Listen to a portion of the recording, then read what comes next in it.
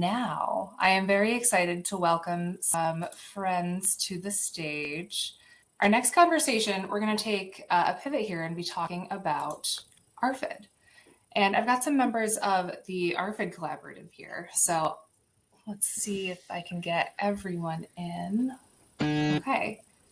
So hi, everyone. Thank you so much for joining us. Hi. I'm going to organize our screen a little bit, and let's just start by doing some introductions, and I'll just kind of go around my screen. So Vanessa, do you want to start? Yeah, my name is Vanessa Galliano. I am a speech language pathologist. I work at a children's hospital and I have a private practice. Just briefly, the role of an SLP in working with ARFID, because sometimes people don't know, is we assess for any oral motor issues, any oral motor inefficiencies that might be contributing to difficulty with eating. We also support anything related to like sensory issues, texture issues, providing food modifications to make eating a little bit easier. So that's part of the role of an SLP or an OT in working with ARFID. Very cool. Thanks for that explanation. And Meg, welcome. You want to introduce yourself? Hi, I'm Meg Fraley. I'm a dietitian. I work at a private practice in Denver, Colorado, with 8 other dietitians, working primarily with eating disorders, and ARFID being one of them. Amazing. And finally, Carolyn, how about you? Hi, yes, I'm Carolyn Comis. I am a therapist. I'm located in Los Angeles, California. I have a private practice where I serve, it's a virtual practice, so I serve residents in California and New York, and I specialize in eating disorders. Awesome. Well, all of you, thank you for coming on, and thanks for joining us to talk about ARFID today, because I think it's one that we've been talking about more in recent years. But I don't think it has the same level of awareness as some of the other ones that people might be more familiar with. So, Carolyn, to start us off, could you just tell everyone what is ARFID? Yeah. So ARFID, or in its full name, Avoidant Restrictive Food Intake Disorder, which is a lot to say, why we call it ARFID, essentially is a condition where somebody has a limited food intake, and there can be certain components to why there's a limitation in what they're eating. They could be have a sensory aversion, so like texture of a food, taste, smell, the look of it could just throw them off, and then kind of eliminate that from their diet. There may have been, or there is a fear of something bad happening if they do eat this food. So an example is like someone having like choked on something, may find like foods of that similar texture, they'll always choke on it. And so then they will kind of eliminate that from their diet. And then we also see that there are, within the ARFID diagnosis, some people experience just having like low interest, if not like not feeling hunger. And so it's really hard for them to kind of even like remember to eat, or it feels really hard to eat just because there's just like no motivation, no interest in it. And so this can lead to having nutritional deficiencies, malnutrition. So oftentimes, weight restoration because of falling off growth charts as a child is something that we're working on doing. One of the things that makes it different from maybe like an anorexia diagnosis is that ARFID is not usually driven by the desire to change their body size to lose weight. Not to say that people with ARFID do not have body image issues, like that can still be there, but it's not one of the driving factors of why there's a food limitation or food intake limitation. Wow. Yeah, so it sounds like even though ARFID is an eating disorder kind of categorized within other eating disorders, there's a difference in the way we approach it, the way we treat it. Vanessa, what does a good team look like for someone with ARFID? So that's a great question. So a great team is something that is specific to the individual. So even amongst the three of us, we all serve a different role. And so somebody's team might have one of us, two of us, all three of us. And then there's other providers that are also a part of a team. And it could be a physician, it could be a psychiatrist. So kind of speaking to what Carolyn spoke about, like identifying the driving force of what is really impacting the individual, and also taking into account what they want recovery to look like, right? So for example, as a feeding therapist, a lot of my work revolves around exposure, but someone might not want to work on exposure. They might not want to have a wider variety of foods. So maybe they might work a little closely with their physician or a dietitian to identify, what can I work on to make sure that I'm fueling my body appropriately, but maybe not necessarily working on a variety of exposures. And I can give several more examples of a perfect team, but there's so many people involved. Sometimes there's even just like a peer, right? Somebody who has the experience of dealing with ARFID. Eating is this thing that we're constantly pressured to do. And, I think if you enjoy eating, it's something that you don't always think about. But maybe even just talking with somebody, and like, the holidays are so rough, everyone's always wanting me to have the mashed potatoes. Each role is unique, and they really cater to their specific lens. So I would argue that in a perfect world, you would have a little bit of everybody so that you know all the things that you have access to. I love it. Okay. So then earlier today, we had a conversation with someone from Kids Eat in Color talking about how parents can set their kids up for a healthy relationship with food. So just kind of calling back to that and something that came up, what's the difference between ARFID and picky eating? Also a great question. So the thing about picky eating that I think is so important is that there isn't a universal definition for what picky eating is.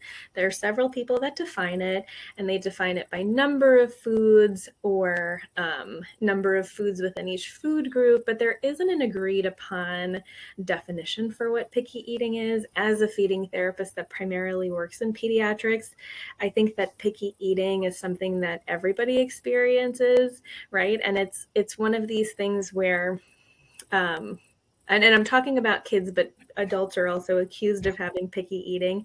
But it's somebody finding their voice and saying like, hey, I like pizza, but not with pepperoni on it. Or, I like certain things, but I like them to be in a specific way. So picky eating, I consider especially to be a normal part of development. I want somebody to stand up for their preferences. I want to hear your voice. I might not always be able to accommodate, but I want to hear what your preferences are. So I think the term picky eating has a bad rap. I don't think it's well defined. So now, comparing it to ARFID, and I think Carolyn gave a really great description, this is when the high selectivity is impacting nutrition, it's impacting growth, it's significantly impacting social function. So it's like little Susie can't go to this birthday party because she's going to see pizza, and pizza's going to send her spiraling, and eating before or after is not an option, so she can't go to the party. So thinking about it at a bigger sense. And I also think of picky eating as, kids are going to have their tantrums and we're going to have our preferences. It's when it is significantly beyond what we might expect, or when it's like ruining their whole day or really impacting them or causing significant distress repeatedly. I think that that's when it's no longer picky eating and it's a little bit more problematic. Meg, what are some of the warning signs that parents can look out for, or adults, if they're kind of considering their own relationship to food? Yeah. And just that difference between, I don't want the pepperoni on my pizza and what's problematic. Yeah, that's a great question. And kind of to piggyback off of what Vanessa said, like, problematic things are really looking at if your child is, or if you have lost weight, or that desire for food has gone down, whether it's from an event, from a choking event or something that traumatic has happened with food, where your intake is significantly decreased. If kids are having nutritional deficiencies, those are problematic things that we want to make sure that we're addressing, and helping the patient, whether it's a child or an adult, like to make sure that they're able to take care of, and working with the team as a collaborative on that. But yeah, those are some of the big warning signs. Yeah. So we've talked a lot about just natural preference, right? And how there are, even those of us who have, recovery, great relationship with food, we all have preferences. And I don't know anyone who likes literally every food. So clearly that's not the end goal of recovery for ARFID. But with other eating disorders, you can kind of look at behaviors and, have I stopped binging, purging? Am I more comfortable with that? But with ARFID, it seems like it's going to be different, right? Like what does recovery look like for folks with ARFID? Mm-hmm. Yeah, I mean, recovery, I think, is very individualized in what like the folks want. I think Vanessa kind of like had said really well of like what is going to help in, like if things are distressing, that someone may not become a foodie and like every single food. But if like the work is, I want to be able to go out to eat with friends and be able to have one thing that I can get off the menu, that might be like what we're working towards in their recovery, trying to help alleviate those distressing situations. So yeah, that sometimes I think there's an expectation, I see with parents where they're like, I want my child to be able to eat every single vegetable under the sun and eat it in a particular way. And it might not show up that way. And if we can kind of get, anyone to just like meet some of their nutritional needs, and sometimes it's going to be through vitamins and it's going to be through supplements, and that's okay. But to a place where, like Susie can go to a birthday party and sit next to pizza, and she doesn't have to have it, but she can sit next to it without having that distressful like anxiety and fear that comes up. So a lot of times it is like asking the patient, what's going to look like a happy, joyful life for you? Where do you see the food playing that piece, and how can we help support that? We had a question come in from Joyce, who wants to know, can ARFID start in adulthood, and does it wax and wane in relation to anxiety or other life stresses? I can answer that. I think it definitely can start in adulthood. There can be traumatic experiences with food. It could be a choking experience. Those kind of things can definitely trigger it to happen in adulthood. I do definitely believe it can wax and wane. I've seen my patients where when like stress is higher in other parts of life or anxiety is higher in other parts of life, they tend to start to narrow down a little bit more. Because that's a way that can help them feel more in control and feel safer. And so I think it really depends on kind of what's going on for someone. But yes, it can definitely wax and wane. And we also tell patients that that's normal and totally fine, and to have confidence that they'll be able to kind of expand once they're kind of out of that situation. So for patients, what are some of the barriers that you see them face when dealing with ARFID? Like how can people advocate? Because again, you're talking about agency, right? And like what are your goals? What do you want your recovery to look like? How do you help people push that out for themselves? I can start. I'm sure both of you are going to have something to add to this too. I think you mentioned it before, like there's more conversations around ARFID. There's still a lot that people don't understand about ARFID. It's a relatively new diagnosis, so I think people are still learning. I think it is often lumped in with other eating disorders. I think a lot of programs some programs might have a your body, my choice. This is what you need to do. This is your only choice. And I think we talked about it a little bit in the beginning, where there isn't a right recovery, or there isn't a right, these are the foods you have to have, or this is how you need to perform in society. So I think one of the barriers is from the provider side, lack of information and how to appropriately support these individuals. And so as an individual, you go to a provider and you're like, I need help. They're like, bam, go to this person. And I think, as we mentioned before, there's so many providers. What happens if they're sent to for example, me, and I'm focused on exposures, and they're like, this is the worst thing in the world for me. So I think a barrier is even like you're sent to somebody and then the disappointment of like, that's actually not what I want to work on, or that's not what I need. So it's like the wait lists and the consults and the time. So that's one of the biggest barriers I see with individuals with ARFID.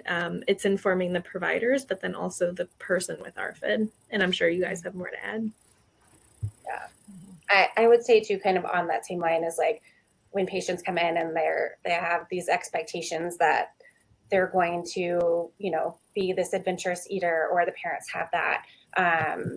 And, it's so much pressure, and a lot of times that's not what's going to happen, and that's okay. And I think that those expectations can really be such a barrier, because that's what people think they need to do, and that's how they need to eat, and they need to do all these things to meet all the needs of their body. And the reality is our body is really amazing and can do some amazing things to help us navigate that. And we also have other ways to meet all of that stuff with vitamins and other stuff that we can take. So I think that is also a barrier, is like the expectation piece of like, this is what we have to do and how we have to fuel our body to be healthy. Mm-hmm. So yeah. And I think, like another barrier, kind of piggybacking on talking about like providers, is that because ARFID is considered more of the newer eating disorder, even though it's been around longer than it was in the DSM, that there are a lot of providers that did not know how to treat, or people were kind of lumped into the other eating disorders and put into treatment protocols that are more suitable for the other eating disorders. And so there have been, I've worked with clients who really have to come into session to unpack some of the traumatic experiences of like maybe not being believed or forced to eat something, or being put into a therapy that just wasn't a good fit, but didn't know, or like even those providers just didn't know, because we didn't have the resources like we are having now. And part of why like ARFID Collaborative came together is so that people can find the appropriate treatment. But that can be a definite barrier for someone to say, like, I'm not going to go back to a provider because they may not believe me or may not hear me.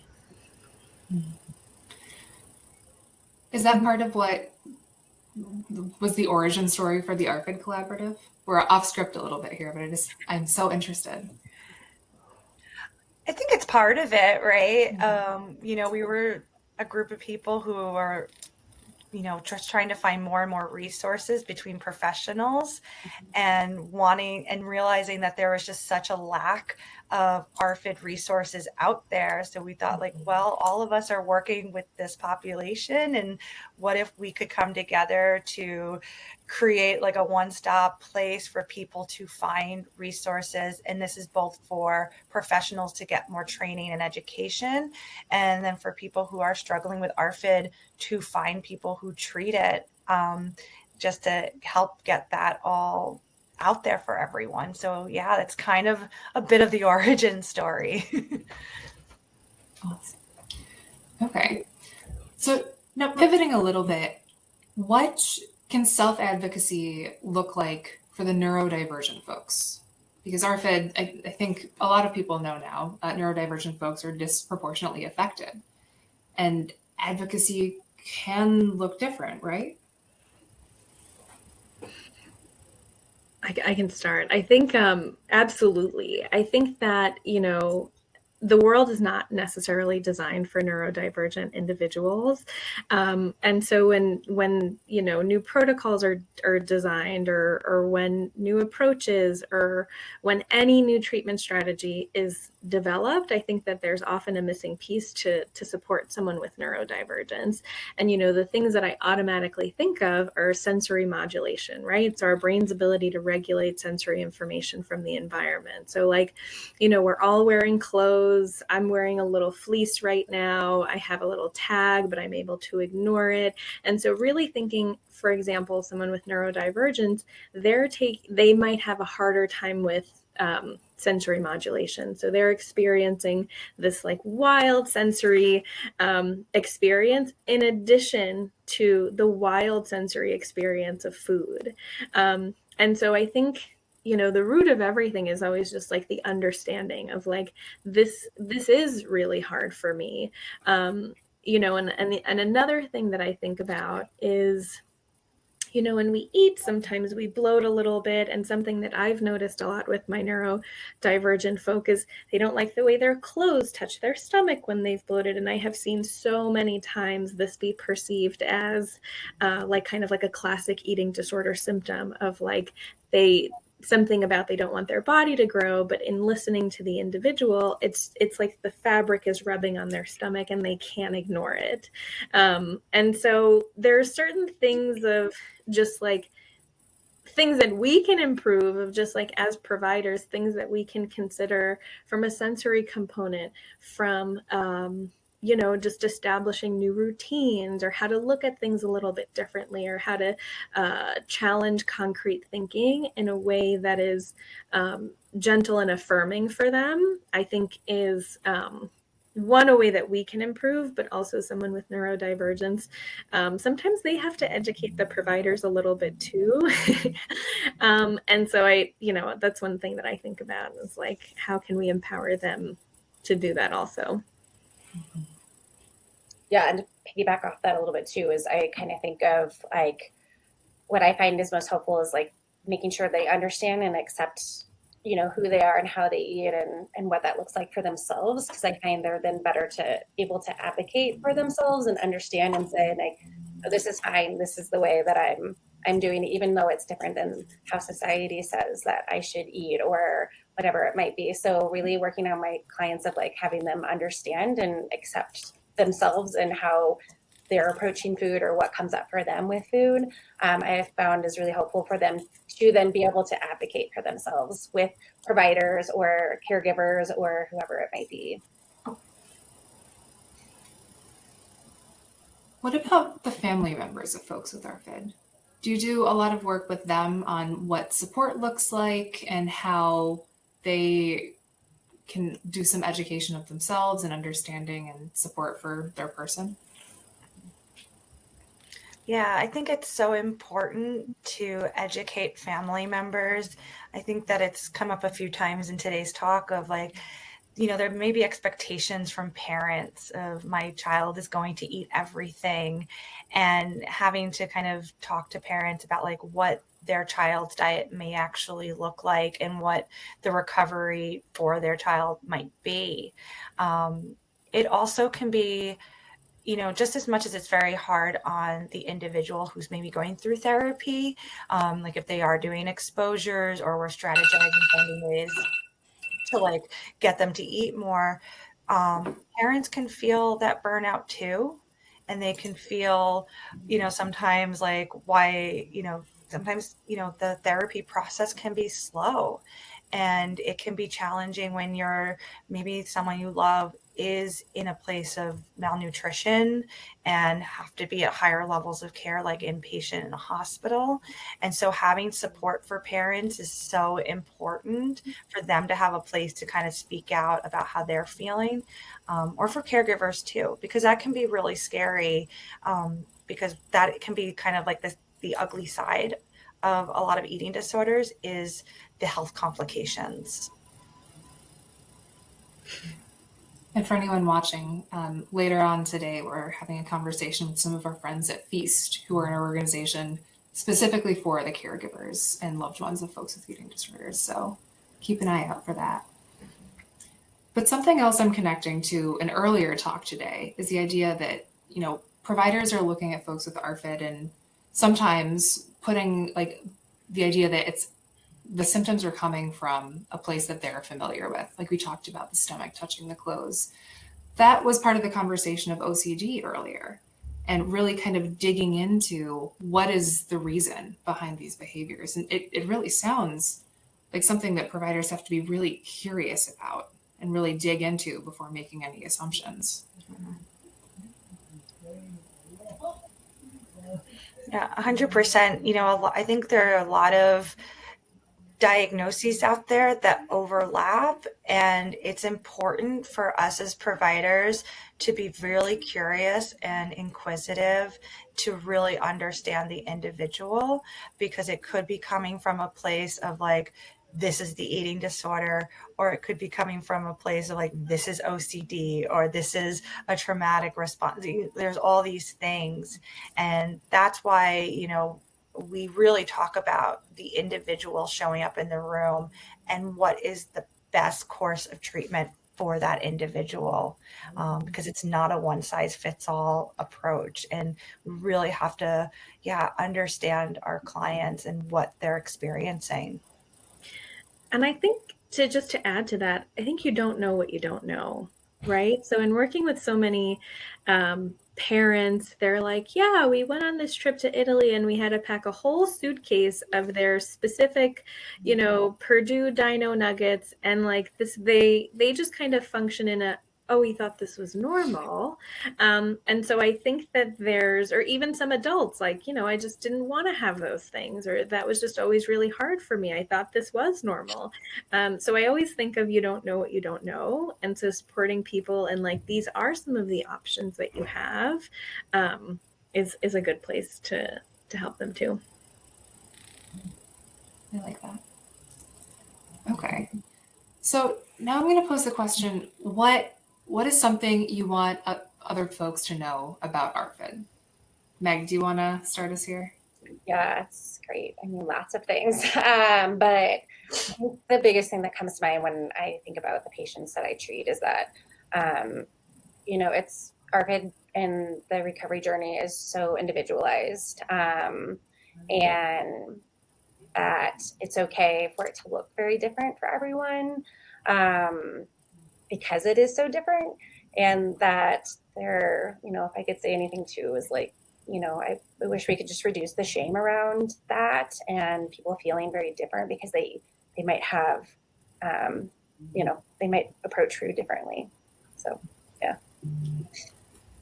Carolyn, what about you? Yeah, I mean, I think that I would like everyone to know that this is not somebody being difficult and that this is a real, like, debilitating disease that really can affect someone's day to day. And it's not just as simple as like, why can't you just eat that or just get over it? We need to have a lot more compassion for those who are struggling with ARFID. Vanessa. I mean, I think that you guys both captured it so well. I think the thing that I tell my clients is, I don't think there's anything wrong with you. I think that there's these things that we can address, and they can help you socially, it can help you nutritionally, but I really try to bring it back to, there's nothing wrong with you. And a lot of my education really goes to parents too. Carolyn, I think you mentioned, like, they're not being defiant. And I think what can be confusing is that sometimes maybe they can have the Kraft mac and cheese and other times they can't. So it's understandable that it can look like defiance, but it's all really embedded in this condition. And so I like the compassion piece is something that I think I would really like to echo. I love it. And I hear all of you just centering the patient's agency and their goals, their values in so much of this. And I think that's a really, really beautiful takeaway for us here, since we're about at time. But thank you so much to all of you. I really appreciate you coming on and talking about this and doing some education during Eating Disorders Awareness Week. Yeah. Thank you for hosting this. This is wonderful. Okay. And if anyone wants to learn more, find some resources, where can they look? Yeah, I think starting at the ARFID Collaborative website is a great place to start. With lots of, like I think Carolyn said, resources on there for patients and clinicians. So that would be a great place to start. Mm-hmm. All right, then everyone, thank you so much. All right. Up next, we are going to be talking about another diagnosis that is sometimes not